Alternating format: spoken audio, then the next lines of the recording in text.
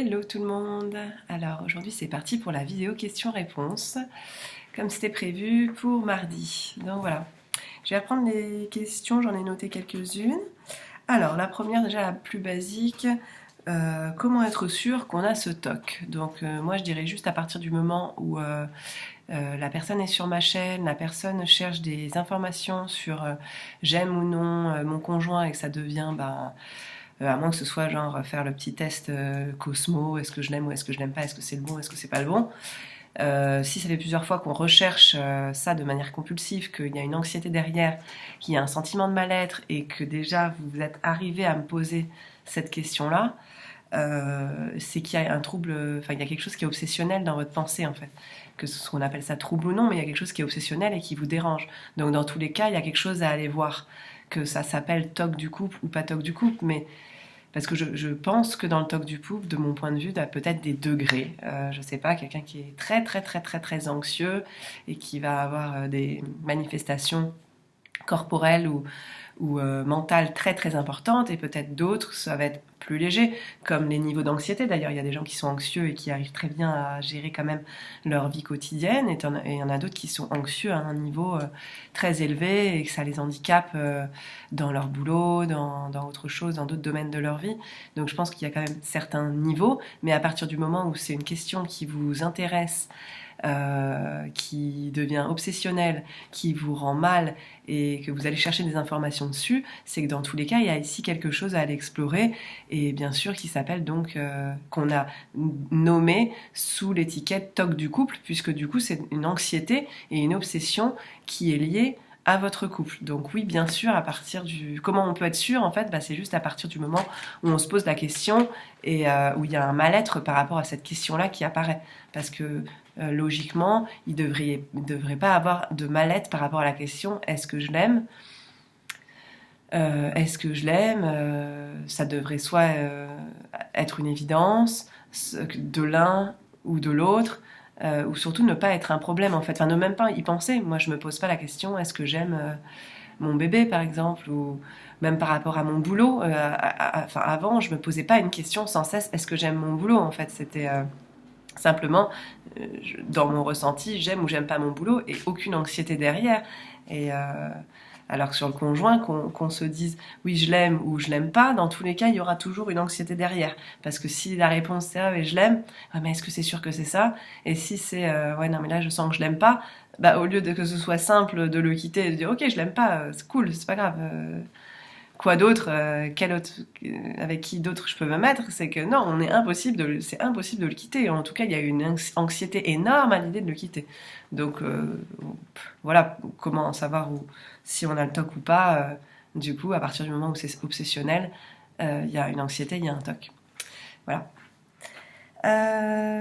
Tac, tac, tac. Est-ce que le TOC inversé existe vraiment? Donc du coup, je prends celle-là en deuxième parce que ça rejoint exactement la première. À partir du moment où vous vous demandez de manière compulsive est-ce qu'il m'aime, c'est aussi une anxiété. Donc du coup c'est vrai qu'on a tendance à donner plus d'importance au TOC du couple parce que nous en plus par derrière il y a une espèce de culpabilité qui se rajoute, qui donne encore quelque chose de plus dramatique et de plus dérangeant. Mais est-ce qu'il m'aime de manière compulsive, c'est aussi un TOC en fait de la pensée. Et effectivement, c'est un petit peu plus, on va dire, banalisé parce qu'il y a quand même pas mal de, que ce soit hommes ou femmes, de gens qui sont quand même dans cette attente tellement d'être aimés. Est-ce qu'il m'aime? Est-ce qu'il m'aime? Est-ce que vraiment il m'aime? Que du coup, c'est devenu quelque chose de plus commun, de banal d'en parler. Quand on parle avec des copines, des amis et tout, il y a beaucoup de gens qui sont dans cette vision-là du couple et qui se disent ah, j'aimerais tellement tout faire pour qu'il m'aime, dans cette espèce de rapport de dépendance affective. Donc on en prend moins compte en fait de ce TOC inversé, mais en fait finalement ça existe tout autant que le TOC. C'est de toute façon là où on va commencer à se dire qu'est-ce que on va commencer à voir qu'il y a une pensée obsessionnelle. Finalement, c'est peu importe le nom qu'on lui met, c'est qu'il y a un côté obsessionnel dans votre vie qui est lié à un niveau d'anxiété parce qu'on veut avoir des réponses à des choses qui ne sont pas prévisibles. Donc c'est quelque part quelque chose qui a trait avec le contrôle. On a besoin de contrôler une certaine part d'inconnu dans notre vie, donc que ce soit dans n'importe quel sujet et dans n'importe quel sens. Il y a un endroit où on a envie d'avoir le contrôle. C'est comme quand il y a le TOC, d'autres TOC, des TOC homosexuels, on a envie d'avoir ce contrôle, de se dire que ça ne peut pas arriver dans notre vie.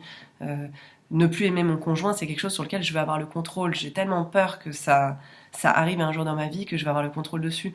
Et pareil dans l'autre sens, le perdre parce que lui ne m'aime pas, j'arrive pas à l'accepter parce que je veux contrôler ce qui va se passer dans le futur. Et pareil, dans plein d'autres troubles de la pensée, c'est quelque chose lié vraiment au contrôle. Et quand on ne peut pas contrôler la situation, et ben il y a quelque chose qui nous fait monter cette angoisse. Et pour pas voir cette angoisse en face, et pour pas la ressentir, parce que ce serait trop violent de la ressentir, et ben du coup on va commencer à mettre en place des scénarios et des pensées obsessionnelles ou des choses obsessionnelles et compulsives dans nos actions aussi. Se laver 10 fois les mains, ranger les choses de manière compulsive fait aussi partie des TOC, parce que du coup c'est une manière de pas être conscient, de pas pouvoir ressentir l'ampleur de l'anxiété en fait.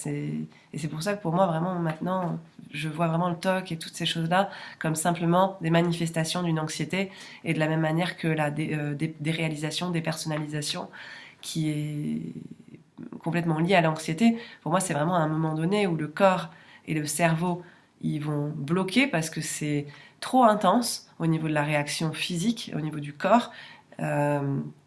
Et notre cerveau ne peut pas supporter non plus cette intensité. Et du coup, il va y avoir quelque chose qui va se bloquer, peu importe la manifestation qui va se passer. Que ce soit des réalisations, des personnalisations, que ce soit TOC, ou compulsions même, des compulsions alimentaires, des choses comme ça. Il y a ce côté compulsif et répétitif. Ou alors se couper de la réalité, c'est vraiment pour pas ressentir cette intensité qui, pour l'instant, on n'est pas prêt à gérer. Donc... voilà. C'était bien long pour cette question.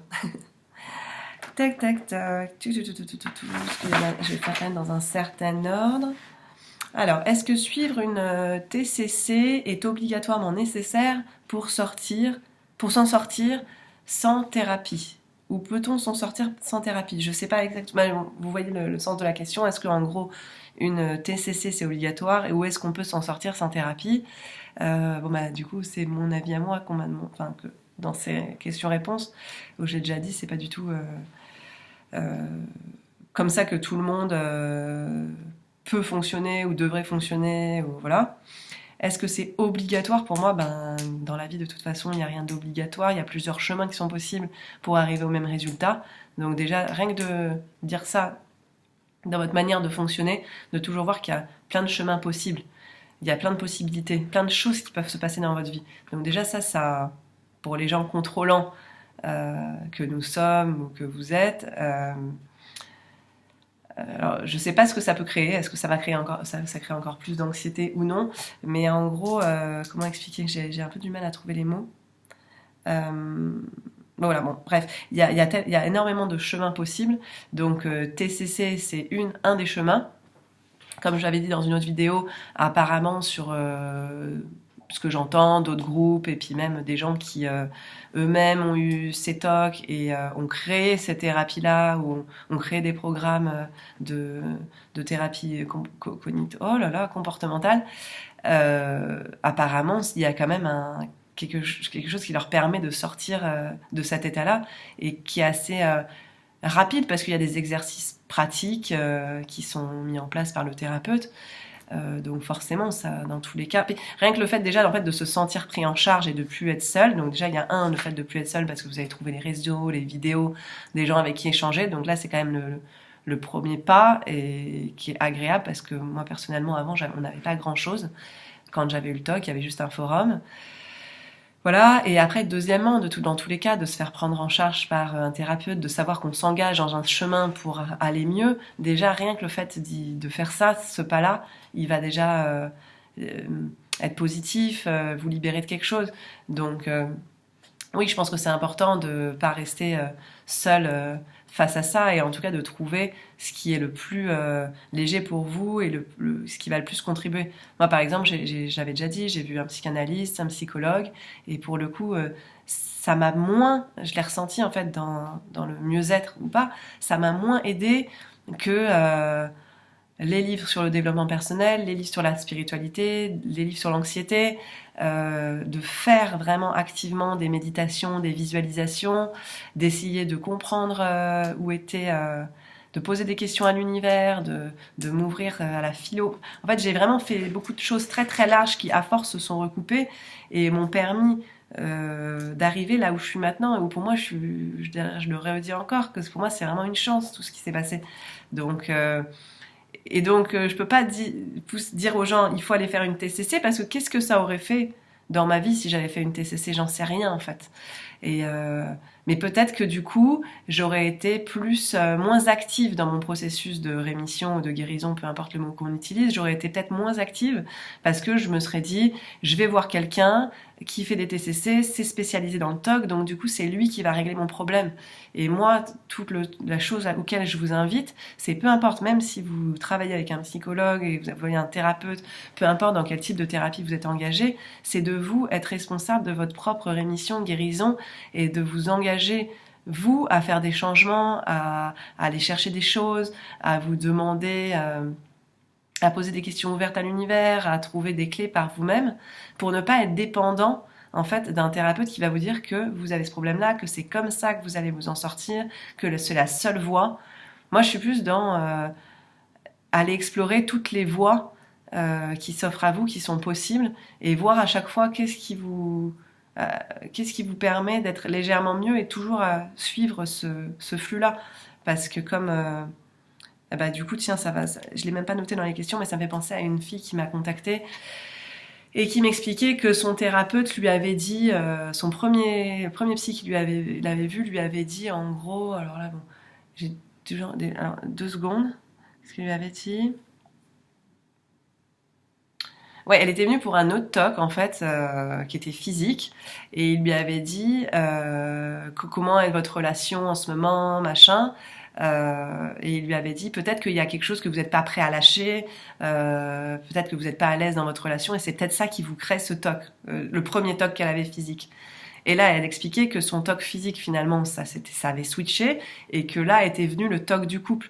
Donc, du coup, des fois, de faire attention à ce que... est venu le TOC du couple. Et bref, en fait, elle se sentait mal à partir du moment où on lui avait dit ça.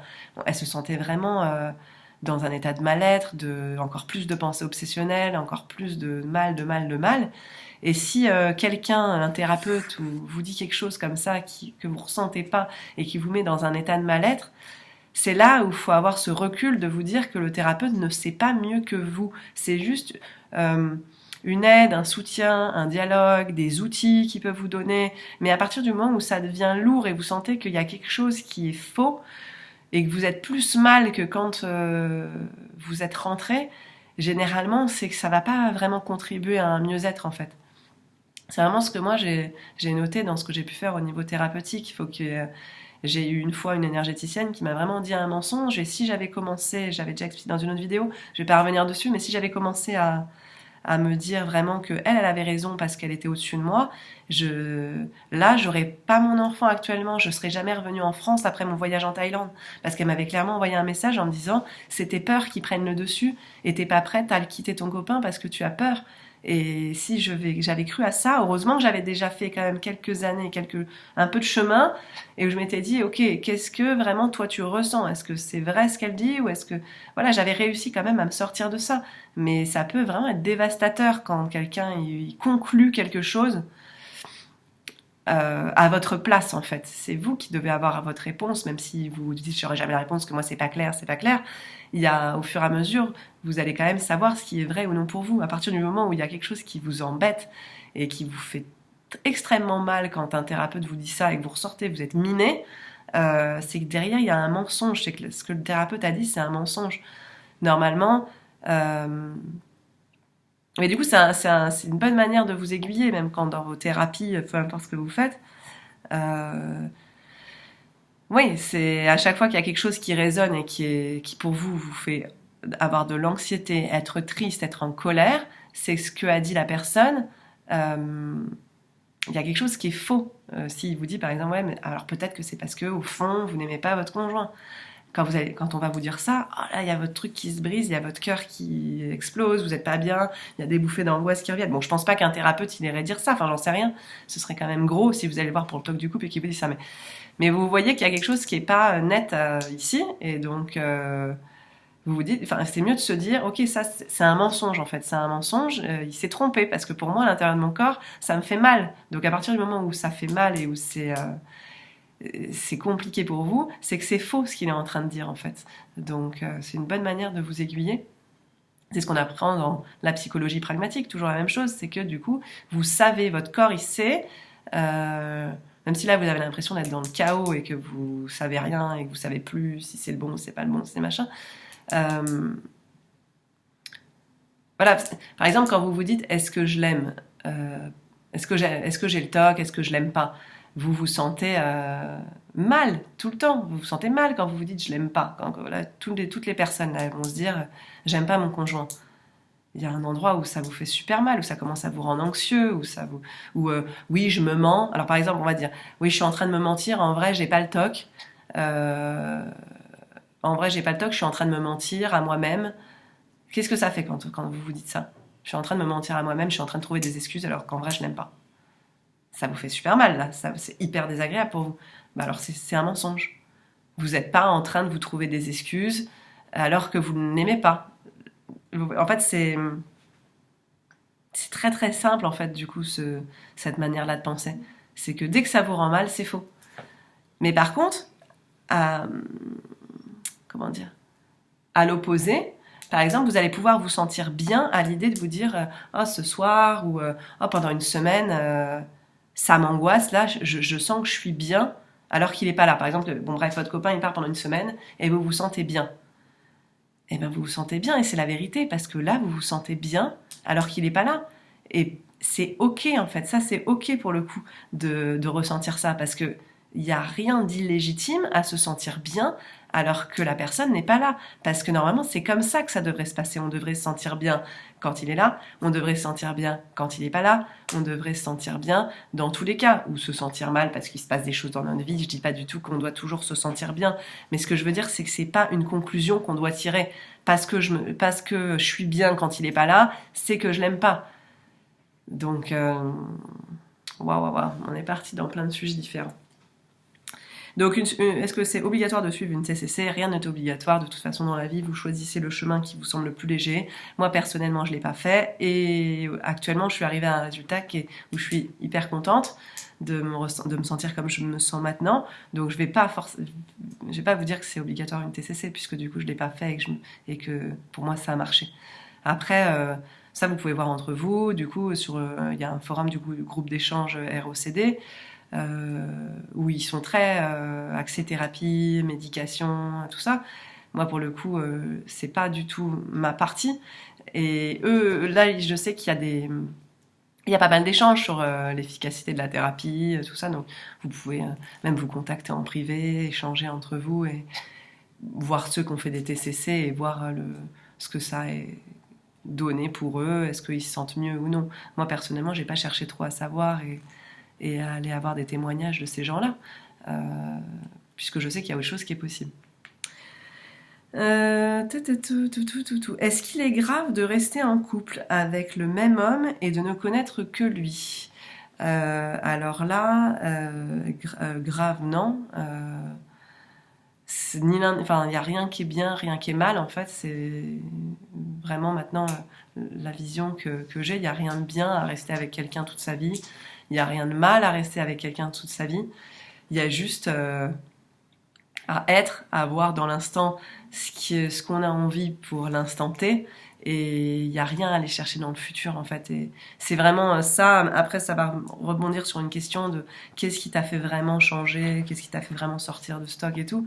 Mais c'est vraiment arriver à cet état-là, en fait, de dire que qu'est-ce qui est grave dans la vie, qu'est-ce qui est grave, en fait, puisque pour l'instant, c'est pas ce que j'ai envie de faire pour l'instant.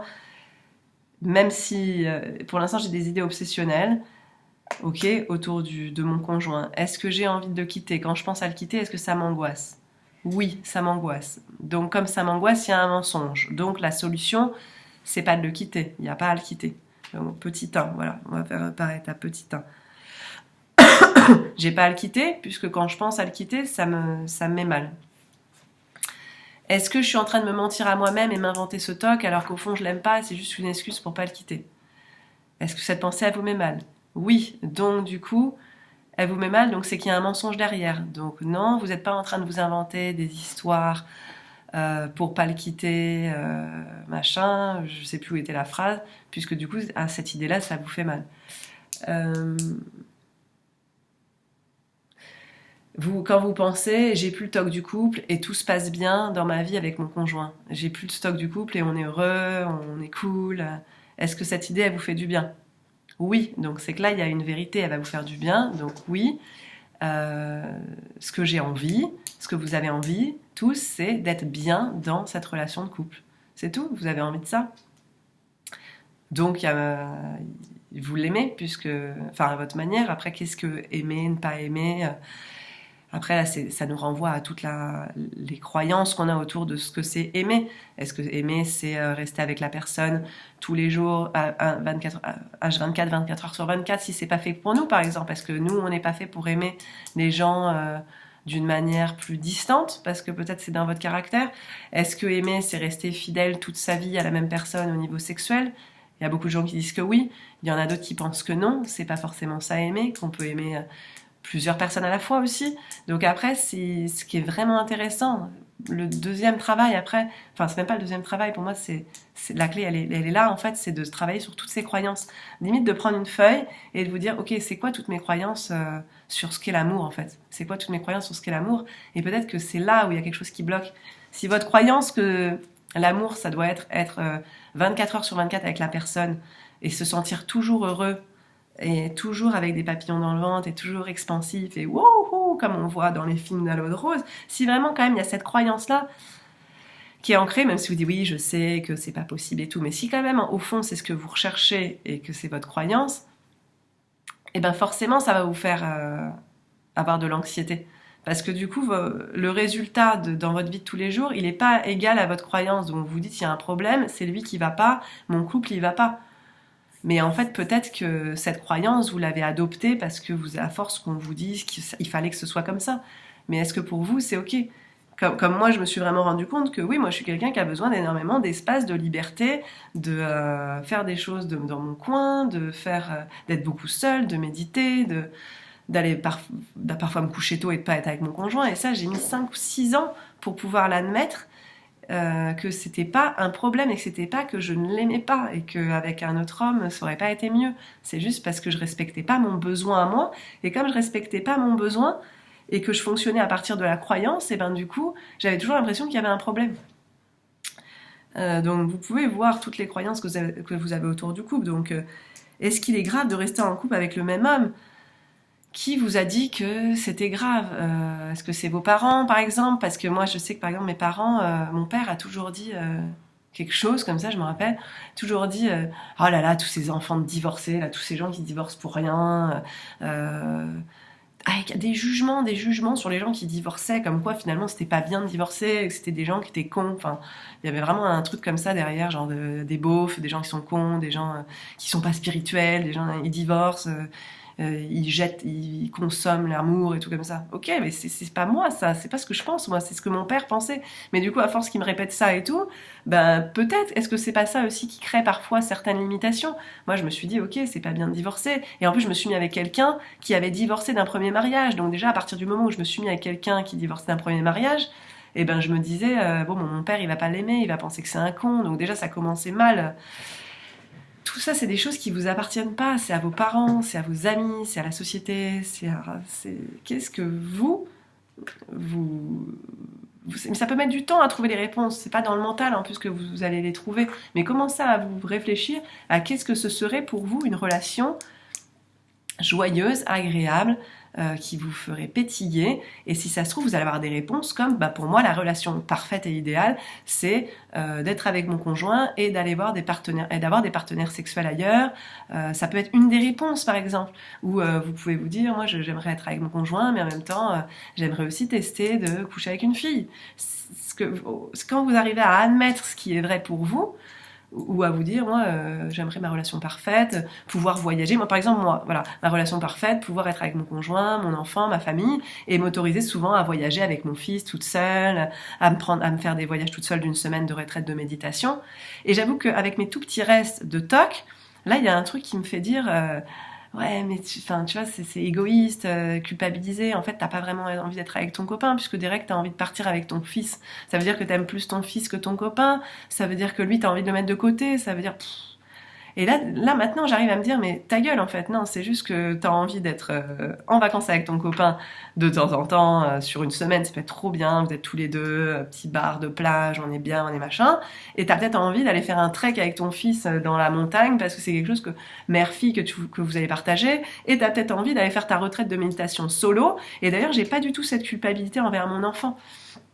Et le fait d'avoir un enfant, ça m'a pas mal aidé à voir que le TOC c'était une illusion, c'était du n'importe quoi. Parce que mon enfant c'est un amour illimité par exemple, et pourtant il me casse la tête des fois pendant 2 heures par jour.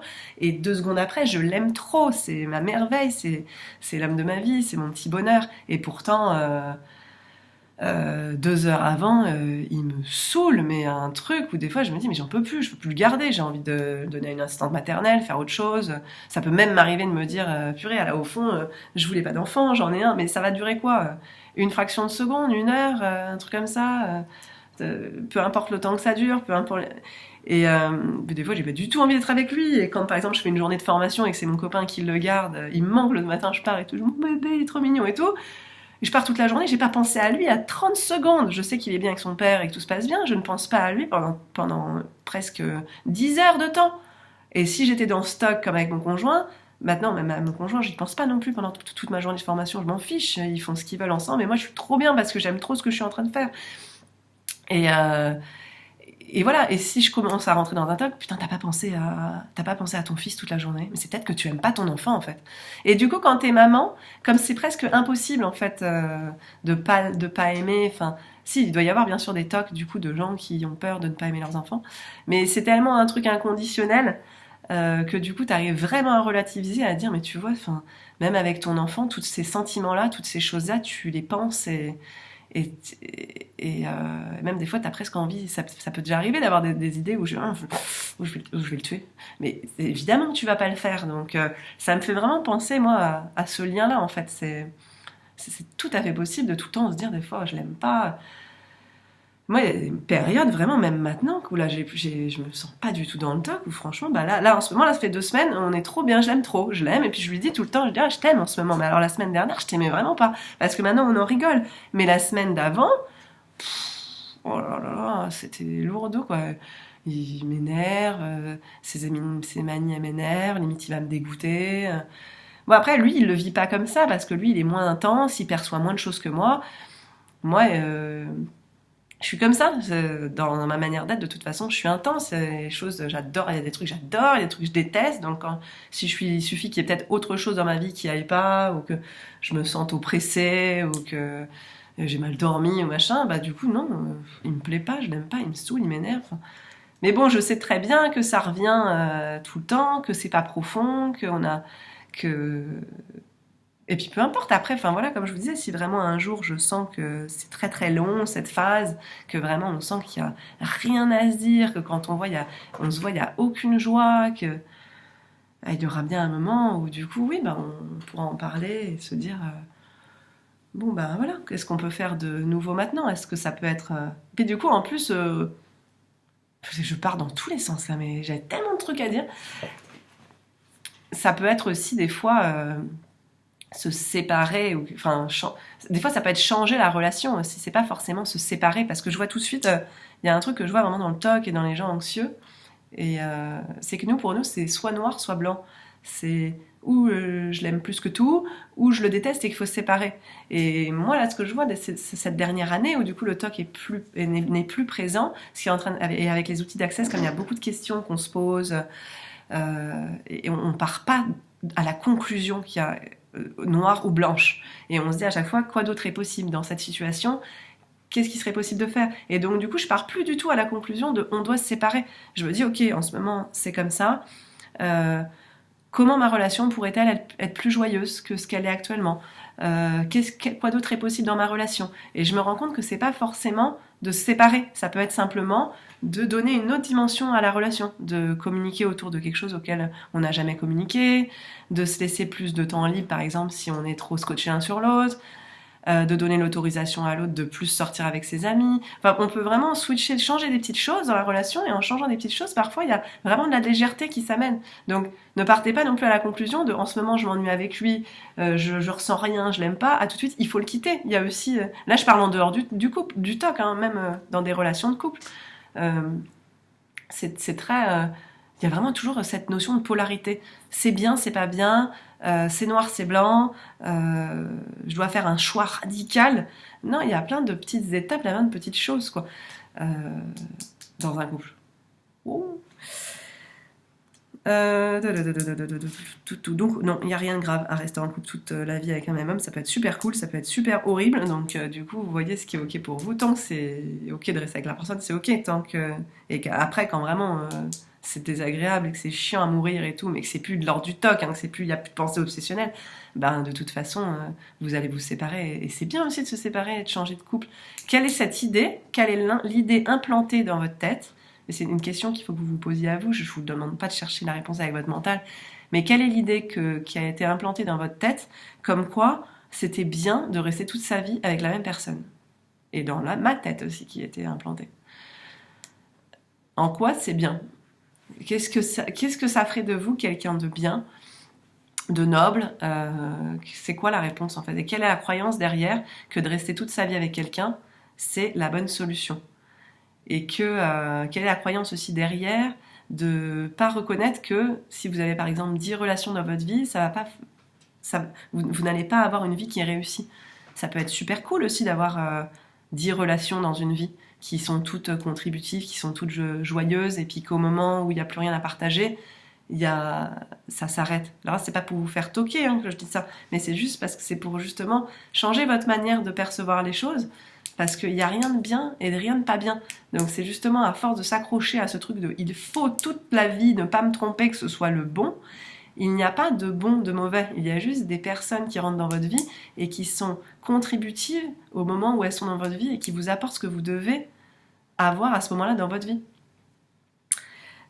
Comment être sûr qu'il s'agit du TOC et pas un signe qu'il faut quitter son conjoint? Bah ça oui, non, j'ai déjà répondu. Du coup, à partir du moment où cette pensée, est-ce que c'est un TOC ou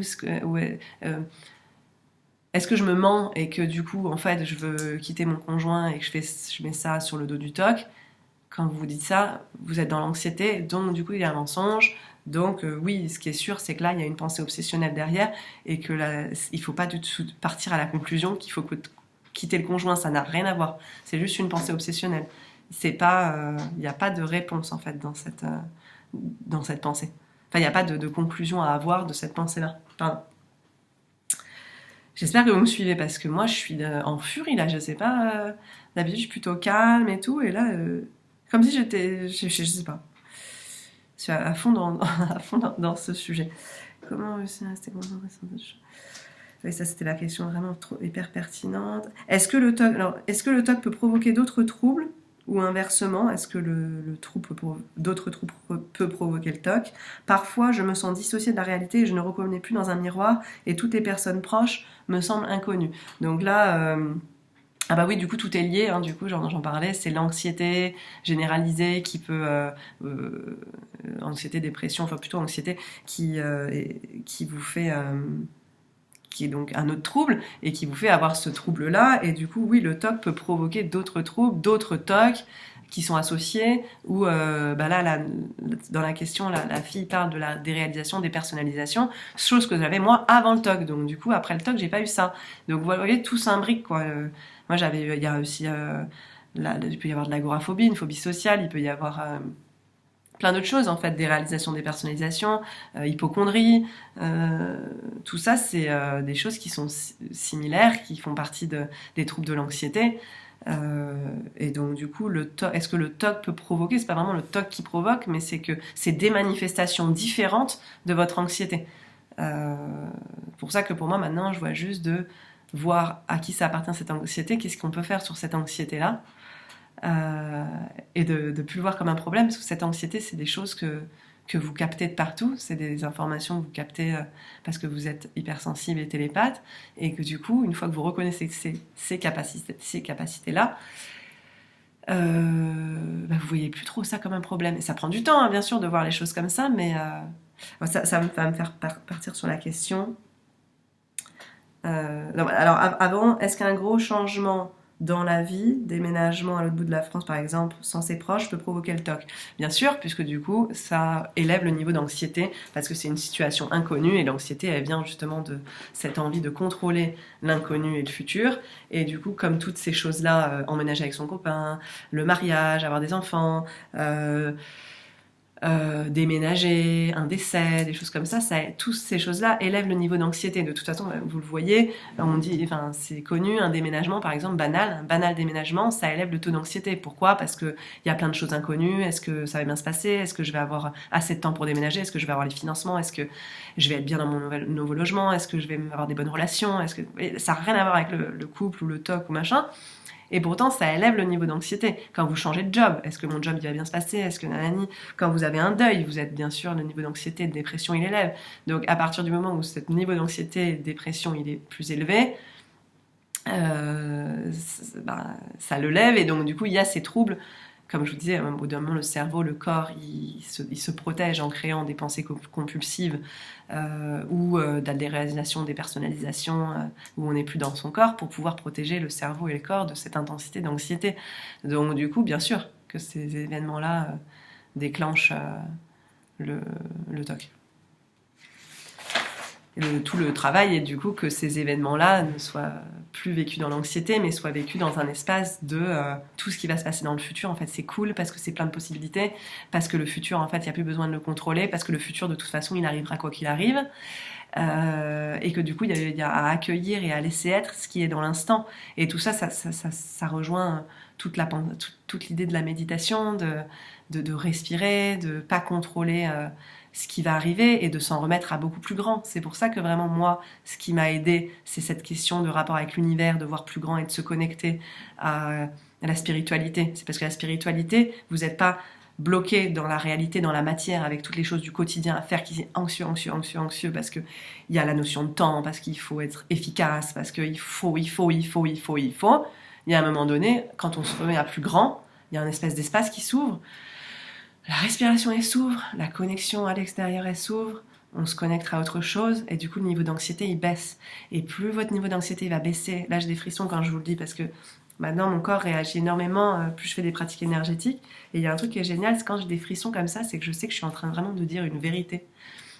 Quelque chose qui est vraiment fort et qui doit être dit, en fait. Et ce niveau d'anxiété, il va baisser à force de vous relaxer, vous expanser, poser des questions à l'univers, vous dire de toute façon il y a toujours quelque chose d'autre qui est possible. C'est vraiment un travail de tous les jours de toujours revenir dans cet état de conscience, de pleine conscience, de méditation, de relaxation du corps. Il faut quand même beaucoup travailler là-dessus pour moi, hein, de se connecter à plus grand et tout, pour faire baisser ce niveau d'anxiété. Quand l'anxiété va commencer à baisser, vous allez avoir plus de clarté par rapport à... Le TOC ne va pas disparaître, les choses ne vont pas disparaître du jour au lendemain, mais ça va diminuer pour moi jusqu'à un moment, ne plus voir ça. J'avais un truc qui me semble, je l'ai pas noté là, mais par rapport aux médicaments, est-ce que je pense que les médicaments Toujours compliqué pour moi de parler de ça parce qu'à la base j'avais un avis super tranché qui était non, parce que les médicaments du coup ça coupe de la conscience, ça vous empêche de voir ce qu'il y a vraiment là, ce qui se passe, parce que du coup ça vous coupe de vos perceptions.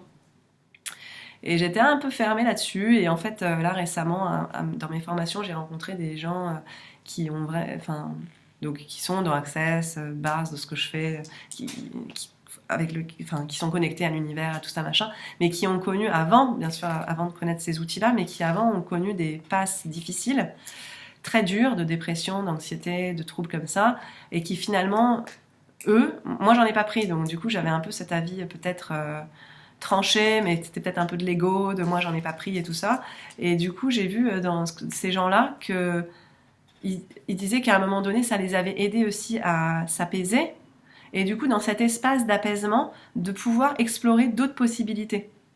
Et ça, j'ai trouvé ça intéressant. Donc moi, les médicaments, ce que j'en pense, ça dépend. Je dirais ça dépend en fait d'une chose. Ça dépend de votre niveau de conscience quand vous les prenez. Si vous les prenez de manière, ça va me guérir, j'en peux plus, il faut que j'en prenne, parce qu'il n'y a que ça qui va marcher, plus mon psy, faut que je trouve, je sais pas ce que j'ai, il va falloir que je trouve une solution, j'en ai marre, j'ai soif. Non, si c'est pris comme ça, pour moi, il y a un souci. Enfin, il y a un souci.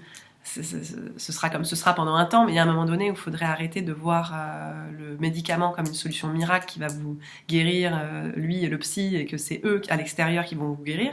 On revient toujours à la même chose. C'est vous qui allez être dans le processus de guérison. Ça part de vous, ça part pas de l'extérieur. Donc, si le médicament il est utilisé comme ça, pour se couper et se dire j'en peux plus, je veux pas voir, je veux pas savoir, j'en ai marre, je prends mes médicaments parce que j'en peux plus et j'en ai marre, j'y vois pas l'intérêt. Même sans jugement, hein, mais personnellement, vu qu'on me demande mon avis, j'y vois pas l'intérêt. Par contre, si c'est prendre des médicaments parce qu'à un moment donné, là, on n'arrive plus à faire les activités de notre vie quotidienne, aller au travail, tout ça, et que tout ça, c'est dur pour nous et tout ça, et qu'on a besoin quelque chose qui va nous calmer pour pouvoir avoir l'esprit un petit peu plus... prendre un petit peu plus de recul, je vais pas dire plus clair, parce qu'on n'a pas forcément l'esprit plus clair, mais prendre du recul sur les choses et de se dire, ok, qu'est-ce qu'il y a d'autre de possible, de peut-être prendre un temps de pause pendant quelques semaines, un petit mois, de ressentir les choses s'abaisser et tout, mais vous avez bien conscience que ce n'est pas une clé, parce que généralement, après, si on fait que les médicaments, qu'on les arrête, ça revient en fait, donc on voit bien qu'en fait le problème, il est toujours là. Donc du coup, c'est pour moi pas une solution. Par contre, ça peut être une béquille à un moment donné où c'est essentiel, et c'est là où on parlait avec ces gens-là là, dans la formation, et où j'ai changé de point de vue, que voilà, parfois il faut peut-être un accompagnement, c'est comme une main tendue, donc bon, je vais prendre ça pour me calmer, ok. Maintenant, par contre, j'ai conscience que ça va rien changer à ma situation, donc quelles sont les autres voies possibles plutôt que les médicaments, même si je les prends pour m'apaiser à ce moment-là, et voilà. Je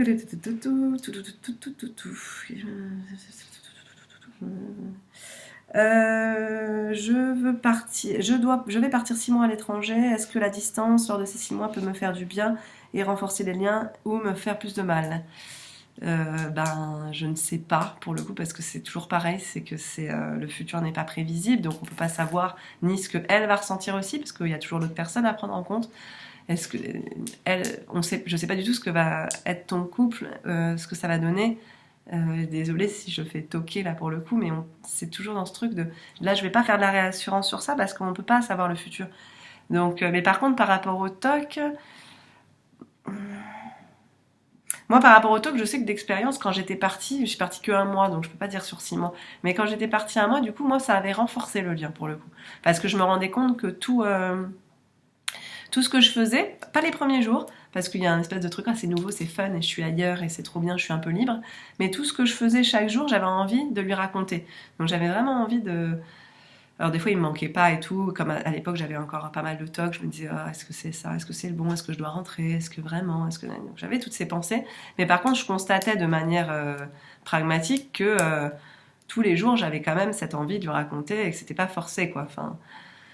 C'était pas tout... J'avais un peu de culpabilité parfois, qui était toujours là, hein, mais j'avais trop envie, quoi. Je sais pas, je voyais quelqu'un courir, il fait du footing, je me disais, ah tiens, c'est trop bien ici, il y a une piste pour courir, ce serait trop bien si t'étais là. Mais moi, je l'ai vécu comme ça, voilà. Moi, par rapport à... Mais après, est-ce que ça va renforcer le TOC? Forcément, tu vas avoir sans doute le TOC qui va se renforcer avant ton départ, parce que c'est, comme je disais tout à l'heure, c'est une zone d'anxiété, c'est quelque chose qui va te mettre dans l'anxiété.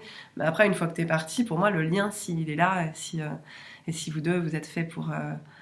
votre couple, il doit marcher, et qu'il veut continuer à marcher au bout de 6 mois, ça va se faire. Il n'y a pas de drame à être à distance ou pas, quoi. Qu'est-ce qui t'a le plus aidé et le plus fait avancer dans ton histoire avec le TOC? J'en ai déjà parlé, c'est à partir du moment où j'ai compris qu'il y avait...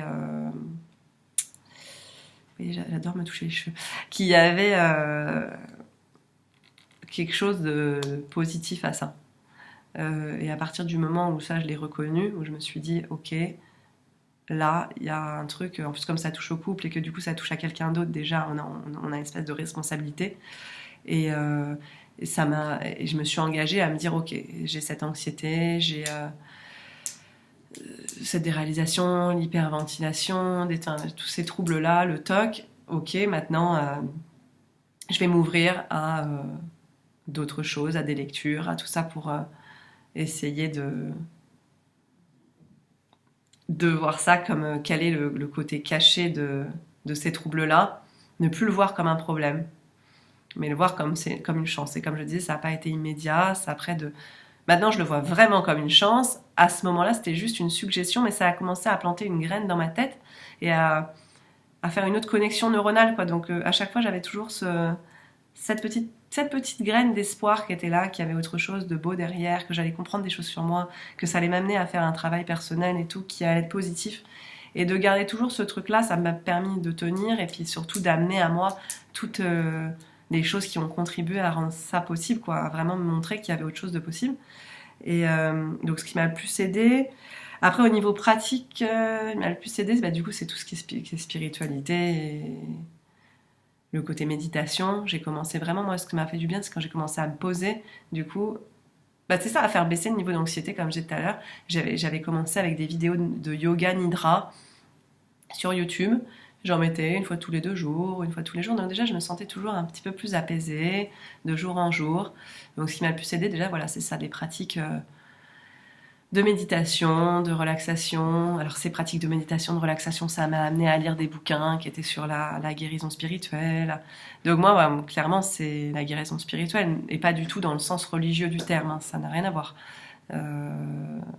Mais m'en remettre à beaucoup plus grand que moi et à être dans des pratiques énergétiques d'expansion au niveau du corps, de rentrer dans des états modifiés de conscience, comme quand vous allongez sur le lit. Je ne sais pas si vous le faites ou pas, mais moi, vous allongez sur le lit, vous fermez les yeux et des fois vous avez l'impression que vous faites partie de l'univers, que vous êtes une toute petite chose, que autour de vous c'est très très grand, que... En fait, voilà, rentrer dans ces espèces d'états d'expansion, ça permet tellement de lâcher tout, de se dire, ok, il n'y a rien qui est grave en fait en soi, il n'y a rien qui est grave, il faut que je lâche le contrôle, je ne sais pas de prédire le futur, je suis guidée, si je pose des questions et si je demande à l'univers de... Même des fois, à un moment, je crois que je parlais aux arbres. Je me rappelle, je marchais dans le bois de Boulogne et j'étais en train de regarder les arbres, et j'étais là, arbre, dites-moi... par une réponse claire, est-ce que je dois ou pas quitter mon conjoint, bon, parce que là j'étais dans le TOC bien sûr, mais du coup j'ai toujours dans cette question de c'est pas moi qui vais trouver avec mon petit cerveau, mais c'est que je m'en remets à plus grand pour me guider sur le chemin, quoi, et me guider dans ma vie. Et en fait je continue ça toujours et ça m'a apporté que du bien. Et quand je vois maintenant les trucs de fous qui se sont déclenchés en posant des questions ouverte, en se remettant à plus grand, que je pourrais pas vous donner de meilleurs conseils en fait pour moi. C'est impossible. Est-ce qu'il me manque ou la peur de ne pas ressentir le manque en fait partie du TOC? Est-ce que toquer devant un film ou quand quelqu'un dit que les couples ne durent plus de nos jours et que ça fait angoisser, est-ce que ça fait partie du TOC? Bah oui, clairement. Clairement, ça fait partie du TOC. Le manque, pas manque, déjà, c'est c'est un mensonge parce que du coup, on n'est pas obligé que la personne nous manque pour l'aimer et pour être bien avec elle. Et c'est ça, c'est ce qu'on se fait croire et c'est là où on est piégé dans le truc, c'est avec ce truc du manque. T'es pas obligé que la personne elle te manque. Et d'ailleurs, souvent en plus, on rentrait dans ce truc, même avec mon copain, tu me manques, tu me manques, tu me manques. Et des fois, j'avais l'impression que c'était faux quand moi je lui mettais tu me manques. Parce que en fait, c'était faux. Parce que à ce moment-là, il me manquait pas, simplement, et que j'étais bien dans ce que je faisais à ce moment-là, point barre. Et peut-être qu'un autre jour, il m'aurait manqué quand même. Mais même le manque, c'est pas indispensable pour s'aimer. Euh, pour moi, il y a. Après, voilà, par exemple, quand je suis partie à l'étranger, ouais, là, il me manquait, quoi, parce que du coup, je voulais vivre ces choses-là avec lui. Mais après, parfois, dans mon quotidien, ça m'arrive très, très souvent qu'il me manque pas. Aujourd'hui, il me manque pas. Par exemple, là, il est au travail. Il est parti une semaine à Koweït la semaine dernière. Il m'a pas manqué du tout pendant presque une semaine. Par contre, on était content de se raconter des petits trucs, mais même sans plus. Et puis, bah, après, quand il rentre, j'étais contente et tout. Mais parce que justement, j'ai pas culpabilisé qu'il me manque pas. Donc quand il est rentré, j'étais contente. Alors que toutes les autres fois où j'étais tout le temps là, putain, il me manque pas, putain, il me manque pas, putain, il me manque pas, c'est horrible. Et je l'aime pas. Et quand il va revenir, ça va mal se passer. Quand il va ouvrir la porte, je vais pas l'aimer et tout. Bah, effectivement, quand il ouvrait la porte, du coup, j'étais tellement dans cet état d'angoisse de il m'a pas manqué, je sais pas, je peux plus. Que du coup, on avait l'impression que j'avais rien à me dire. Hein, parce que tu te coupes de ton toi. Donc du coup, t'étais pas là, quoi. Donc j'étais pas là et je devais être dans ma tête. Puis il me parlait. L'impression qu'on n'est pas connecté et tout.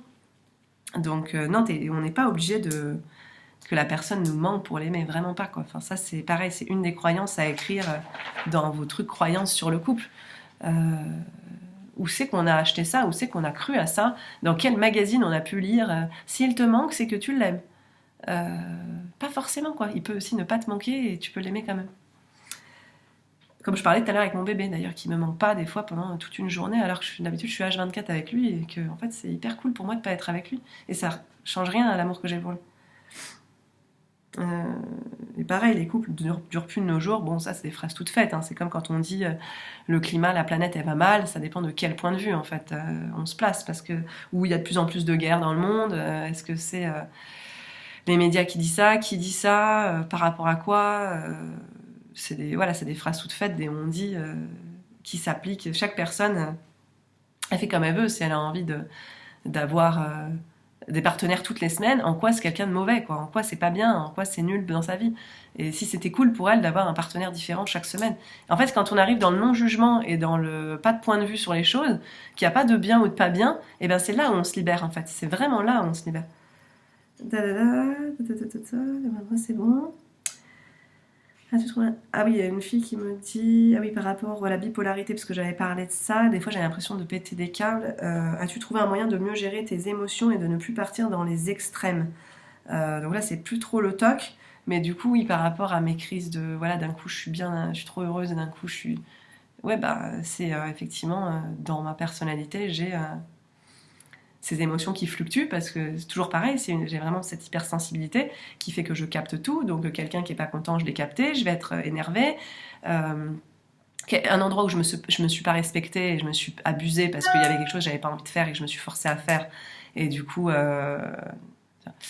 je me suis pas écoutée. Au fond, j'avais pas envie de le faire. Ça va mettre en colère, donc je vais m'énerver très très fort. Et puis après, bah voilà, quand je suis dans la joie, je suis extrêmement dans la joie. Et en fait, j'ai appris, on va dire, est-ce que j'ai trouvé un moyen de mieux le gérer? Non, parce que maintenant, je suis plus du tout dans la gestion des choses et je suis plus du tout dans le contrôle des choses. Donc du coup, je le laisse être en fait. Quand je suis extrêmement en colère, extrêmement triste ou extrêmement déprimée, j'ai encore, hein, c'est pas parce que j'ai pas le TOC, par contre, que j'ai pas du tout ces fluctuations d'humeur. Bien au contraire, j'ai l'impression même que ça avait augmenté là ces derniers mois parce que comme avec Access, on remue pas mal de trucs et tout. Mais sauf que maintenant, bah, c'est ok pour moi. Il y a des jours vraiment où c'est très très dur, où j'ai eu même des pensées suicidaires, mais je sais que je vais pas le passer à l'acte pour le coup. Ou puis, bah, j'en sais rien en fait, mais enfin, bon, je le sais. Et que je suis dans cet état des fois pendant des heures, tu vois, genre, mais ma vie c'est affreux, quoi. Puis 2 secondes après, elle est géniale. Simplement, je cherche plus à le gérer. Je reste complètement dans cet état en fait. Je suis en colère. Bon, après, je m'isole si ça doit faire du mal à quelqu'un par rapport à la colère. Si c'est avec mon bébé, ben je vais trouver un moyen de pas essayer de pas déverser ma colère sur l'autre quand même, par contre, parce qu'il y a cette question de ne pas le pourrir. Mais par contre, je suis complètement dans mon état de colère. Et en fait, des fois, on apprend ça dans Access, qu'on a mal identifié la colère. Et c'est nos parents nous sont dit que c'était pas bien en fait tout ça, de pleurer, d'être en colère, d'être triste. Et en fait, on a tout de suite ce truc de dès que je suis dans le mal, c'est pas bien, il faut le gérer. Et ça, on a ça depuis tout petit dans l'éducation qu'on reçoit. Et c'est là aussi où l'éducation consciente, il y a vraiment un travail à faire. C'est à ne pas dire qu'un enfant qui pleure ou qui est en colère, il est méchant, il est pas bien, faut faire quelque chose, faut trouver absolument un moyen de. Il y a quelque chose qu'on doit trouver, il faut qu'il soit heureux et tout. C'est la nature de l'être humain d'être heureux parfois et des fois de laisser exprimer un sentiment, de la tristesse et que c'est ok en fait aussi cette tristesse et cette colère et qu'il n'y a pas forcément... Bah, bien sûr si c'est un état constant et que vous êtes dans le mal-être ça c'est autre chose mais quand il y a des choses comme ça qui fluctuent il n'y a pas forcément besoin d'aller chercher qui dedans il y a quelque chose à gérer ou que c'est mal en fait et quand on se laisse cette liberté d'être en colère, on se rend compte parfois aussi du coup dans la colère qu'il y a de la puissance et qu'il y a quelque part où tu prends pas ta puissance ou quelque chose où tu te sens impuissant et ça t'énerve en fait de te sentir tellement impuissant et du coup c'est quand même une marque de puissance, c'est de la puissance qui monte à l'intérieur de toi. Donc par exemple quand tu te vois que tu es vraiment en colère, ça peut être intéressant de te dire ok je rentre dans ma puissance, là je suis puissante, là je suis puissante. Vraiment, au niveau énergétique, tu dis ça, je suis puissante, qu'est-ce qu'il y a ici, quelle puissance je reconnais pas ici. Et du coup, ça va te faire changer déjà d'état d'esprit. Tu vas pas le voir comme quelque chose de colère, négatif, parce que quand tu mets le mot puissance, tu te dis, ok, il y a quelque chose de grand ici, ok, qu'est-ce qui se passe je sais pas si tu saisis ce que je dis, mais... Donc voilà, je n'essaie pas de le trouver... Moi, personnellement, j'essaie pas de les gérer. Je dis pas que ce que je dis, d'ailleurs, depuis le début, tout est bien, mais par rapport à ma personne, je cherche plus à le gérer. Parce que j'ai même un livre... là, qui est en anglais, que j'ai pas encore tout à fait fini de lire, et qui est The Other Side of Bipolar, et c'est l'autre côté de la bipolarité, pour voir tout justement le potentiel qu'il y a derrière cette bipolarité. Parce que souvent la bipolarité, en fait, c'est des personnes très très créatives, et qui sont coupées dans leur créativité, et du coup qui sont en colère, et qui sont dans ces états de mal-être, parce que du coup elles peuvent pas... laisser péter leur puissance, laisser exploser leur créativité, parce qu'elles sont bloquées... par cette réalité, par leurs croyances, par ce qu'on leur dit qui est bien ou ce qui est pas bien dans cette société. Voilà. J'ai presque fini, je crois. Vous voyez, ça a une... Enfin, alors, bref, on va voir après. Ça va me suivre. Comment ça...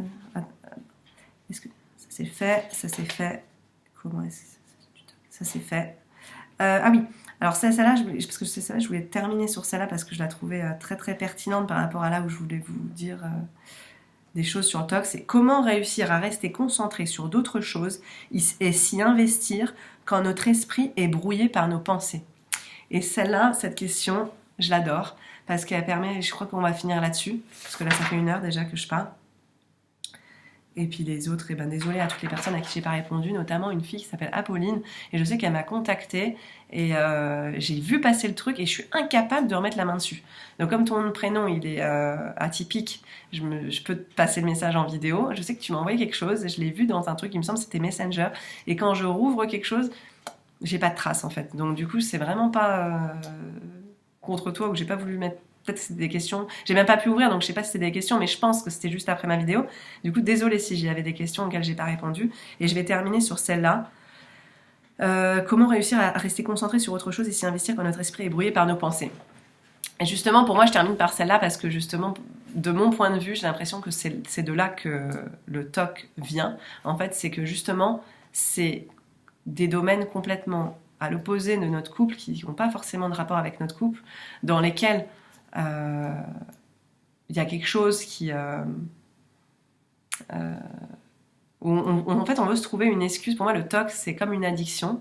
Je l'avais déjà dit. C'est quelle addiction tu as créée en créant le TOC qui te permet de rester tellement dans ton addiction à la pensée que tu ne peux pas créer ta vie au sens global du terme. Et que justement, en fait, ce TOC, il t'empêche de... être bien dans ton activité professionnelle, de vraiment voir où tu veux mener ta vie, de créer ta vie, de faire des projets dans le futur, même au niveau des enfants, d'emménager, de faire des choses et tout. C'est quand même quelque chose qui te bloque. Et en fait, c'est le noyau du problème, en gros. Enfin, j'arrive pas bien à expliquer, parce que quand j'ai lu la question, je me suis dit, mais c'est vraiment là-dessus que je veux parler.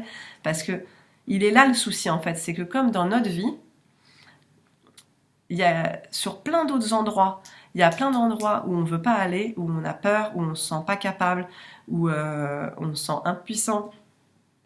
Souvent aussi dans le domaine professionnel ou financier, où il y a des choses qui bloquent là-dedans, eh ben, on préfère s'inventer un problème. D'ailleurs, nous, et puis bah, toutes les personnes qui ont des addictions, hein, donc alcool, sexe, drogue, c'est une manière de ne pas être conscient, en fait. À partir du moment où il y a une addiction, c'est le moyen qu'on trouve pour pas être conscient et pas être responsable de sa vie et pas créer sa vie et pas prendre les choses en main. Et pour moi, je vais terminer là-dessus et c'est pas du tout se donner tort pour ça et se juger et se dire qu'on est nul parce qu'au fond on a une vie nulle ou tout, c'est pas du tout le truc, mais c'est de se dire à quel endroit je crée ce TOC ou je crée ces problèmes psychologiques, c'est vous qui les créez en fait, pour ne pas vous n'avez pas l'impression, vous avez l'impression que c'est extérieur à vous, que ça vous tombe dessus et que vous êtes des malheureux à qui ça est tombé dessus. Et peut-être que ça va pas plaire, mais c'est vraiment là où je suis arrivée maintenant et pour le coup, c'est vraiment mon point de vue que c'est votre enfant intérieur, il est blessé, il y a des choses il y a pas mal de blessures qui vous empêchent de créer votre vie, d'être performant. Et vous vous comparez en plus aux autres personnes qui y arrivent, et pour vous donner une excuse de pourquoi vous y arrivez pas, bah on crée des addictions. Et comme ça, en fait, comme on reste enfermé dans le cercle de l'addiction, on va pas voir dans d'autres domaines. Enfin, on crée pas sa vie en fait. Simplement, on crée pas sa vie. Et après, on dit, mais c'est normal parce que du coup, je pense toujours à ça. Mais c'est de la faute de ça. C'est de la faute de ci, c'est de la faute de ça. C'est parce que j'ai stock. C'est parce que je suis anxieuse. C'est parce que je suis dépressif. Mais en fait, le problème, il est à l'envers. C'est la dépression, l'anxiété, ces tocs. Vous le créez pour pas être puissant. Vous le créez parce que vous avez peur de votre lumière. Vous savez que vous pouvez créer des choses géniales. Vous savez que vous pouvez avoir une vie beaucoup plus grande que ce que vous avez maintenant, que ce soit professionnellement, financièrement, là où vous vivez. Vous avez des grands rêves, vous aviez eu des rêves quand vous étiez petit. Et il y a plein de choses qui vous ont coupé de vos rêves. Et pour vous donner une justification de ne pas vivre ces rêves, vous allez vous créer des problèmes. Parce que c'est plus simple du coup de rester dans le problème. Parce que du coup ça donne une excuse pour pas faire le reste. Donc comment j'ai réussi à rester concentrée? Bon, après vraiment pour répondre à la question, comment j'ai réussi à rester concentrée sur autre chose? J'ai pas réussi, en fait, à rester concentrée sur autre chose. Et c'est là où vraiment je me suis noyée et où je me suis dit, ok, il y a autre chose, parce que c'est vraiment une excuse, parce que du coup ce TOC, il m'empêche de créer ma vie professionnelle, il m'empêche de créer ma réalité financière, il me fait que je suis tout le temps fatiguée au niveau de mon corps, donc je peux rien faire, je peux pas m'amuser comme les jeunes de mon âge, je peux moins être bien dans mon corps. Sur tous les plans, pratiquement, ça crée des problèmes, en fait. Et donc, et je me rends compte d'ailleurs que dès que je retourne dans une zone d'inconfort, par exemple professionnellement ou dans tous ces autres domaines, en fait, dès que je retourne dans une zone d'inconfort, il y a des choses qui reviennent d'anxieux. Alors moi, du coup, je reviens plus dans le TOC du couple, ou peut-être très léger, je m'en rends pas trop compte, sans doute, peut-être. Mais je reviens dans un TOC physique, par exemple. Je le sens, je vois, ou des compulsions alimentaires. Donc du coup, j'en suis toujours pas. C'est pas que je suis sortie ou... Mais du coup, je le vois, que j'arrive à voir, ok, là, en ce moment, tu repars dans une compulsion alimentaire, tu repars dans un TOC physique, ou peut-être que ce sera peut-être le TOC du couple qui repartira. C'est pour ça que quand on parlait de guérison et tout, oui, je pense être guérie dans le sens où j'ai de la lucidité. Mais là, pour le coup, ça n'a pas réapparu. Mais est-ce que ça réapparaîtra pas à certains moments d'inconfort? Quand il faut que je crée par exemple quelque chose de nouveau, je commence à des fois à voir est-ce que ça va marcher, est-ce que ça va pas marcher, parce que je veux contrôler le futur. Et dès que je suis dans ce contrôle du futur, eh ben il y a je reprends la question là, il y a ces choses qui apparaissent. Donc du coup justement ça m'empêche de me concentrer sur les autres domaines de ma vie. Ce truc m'empêche de me concentrer sur les autres domaines de ma vie. Et donc du coup faut le prendre à l'envers en fait. C'est au maximum s'engager dans les autres domaines de notre vie, pour qu'au fur et à mesure, on soit tellement satisfait des autres domaines qu'il n'y ait plus besoin de chercher d'excuses dans cette anxiété. Et donc voilà comment moi je vois les choses. Et là, je commence à être pour le coup un peu sonnée, et vous aussi, je pense, ça fait 1 heure. Il y a tellement d'autres sujets. Il y avait aussi la sexualité. Enfin, j'ai pas eu de questions là-dessus, mais je sais qu'il y a pas mal de gens qui se demandent au niveau de la sexualité, la libido ou pas. Et je sais que c'est différent d'ailleurs en fonction des gens. Il y a des gens du TOC qui n'ont pas de problème du tout avec la libido et des gens qui ont des problèmes avec la libido, enfin, qu'ils appellent problème d'ailleurs, parce que c'est pas un problème. Et puis, je rencontre plein de gens pas toqués ou du tout qui ont soit une libido super et des gens qui ont des libidos à zéro. Et il n'y a pas trop de lien pour moi entre le TOC ou pas le TOC. Quelles sont toutes nos croyances aussi autour de la sexualité. Qu'est-ce qu'une sexualité réussie? La sexualité, nous on le voit dans Access, c'est pas que c'est pas que mettre zizi dans foufoune ou faire des préliminaires.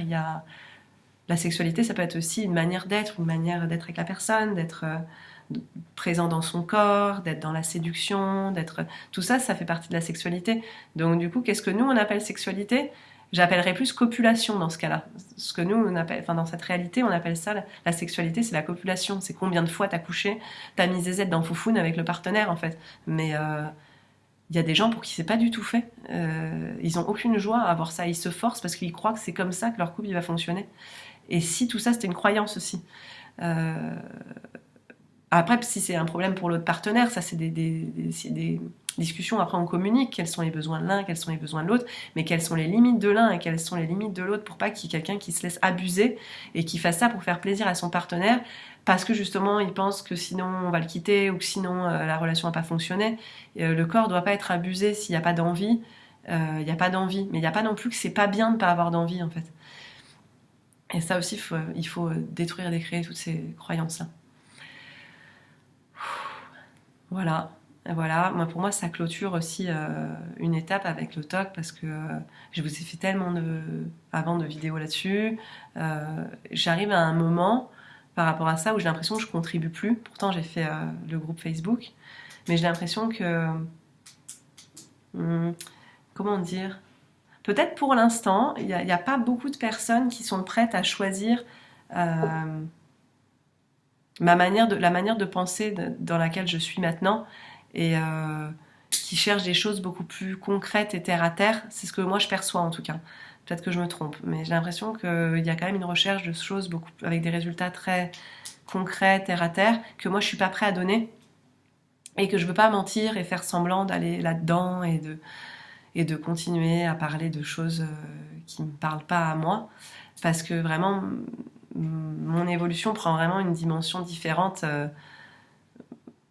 beaucoup plus large, on va dire, beaucoup plus ouverte sur une autre manière de voir ce qu'on appelle troubles mentaux.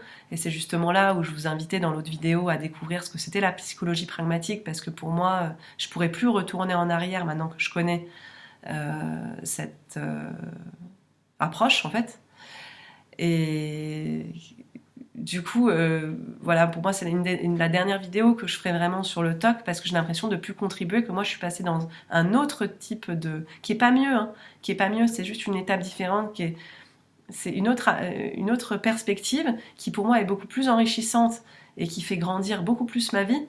Mais par contre, j'ai l'impression que les gens sont pas prêts à le choisir. Et je l'ai vu par rapport à ce que j'ai fait, ce que j'ai proposé comme programme par rapport à la lecture du livre, qui était donc pour moi presque un cadeau, même si j'ai mis un prix parce que moi, c'est mon activité.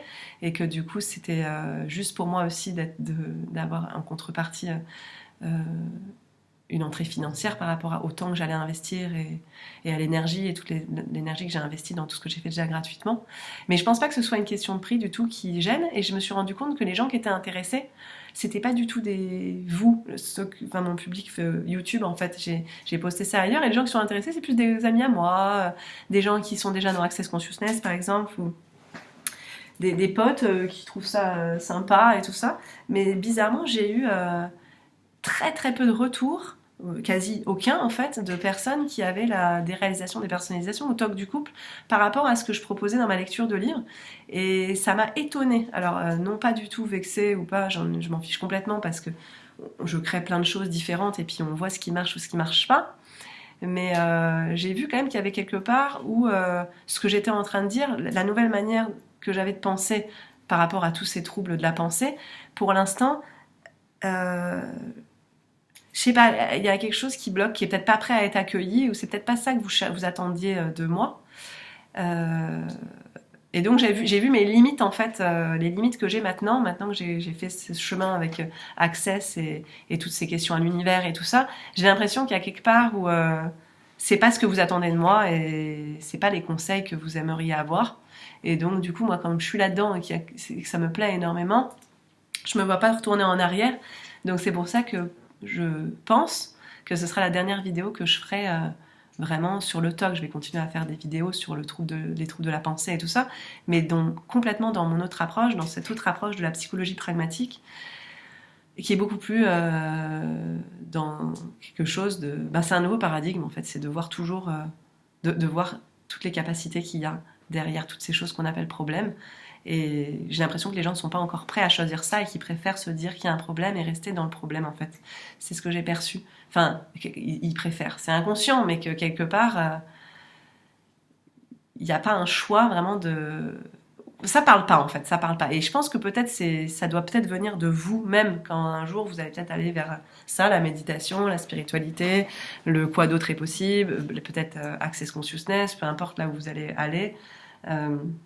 Il faudra que ça vienne vraiment profondément de vous et pas de moi qui vous dit que c'est ça qui est bien, parce que là moi je vous dis toujours que c'est ça qui est bien, qui a marché pour moi, et du coup là j'ai vu dans ce que j'ai créé que ça n'a pas du tout été reconnu comme quelque chose, enfin que personne ne l'a choisi en fait, et j'ai trouvé ça très étonnant. J'étais très étonnée parce que du coup je me suis dit ah non mais c'est tellement révolutionnaire ces trucs là, et je suis tellement moi enthousiaste depuis que j'ai connu ça, que c'est sûr qu'il y a trop de gens qui vont s'intéresser à cette lecture, à tout ça, et en fait je vois que c'est pas du tout des gens du TOC ni de la déréalisation des personnalisations qui s'y intéressent. Donc je pense que ma contribution elle est terminée à ce niveau-là, pour l'instant en tout cas c'est des gens qui ont l'habitude de me suivre, et que vous avez d'autres groupes, d'autres choses qui sont là pour vous, peut-être plus adaptées, qui vous correspondent plus.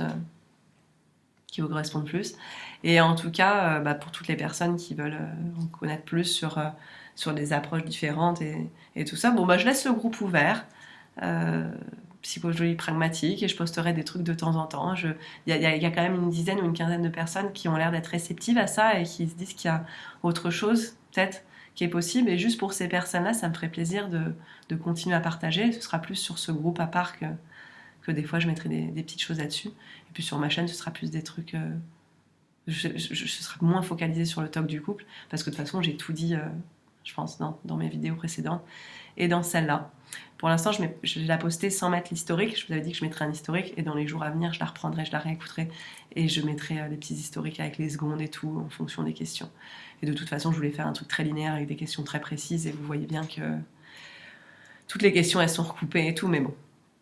Voilà, je vous fais plein de bisous.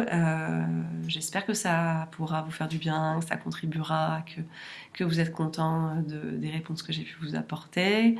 Et je vous souhaite juste le meilleur, de trouver votre manière d'aller mieux, et des magnifiques choses dans vos couples, dans vos relations. Et plein de bisous. Et quoi d'autre est possible ?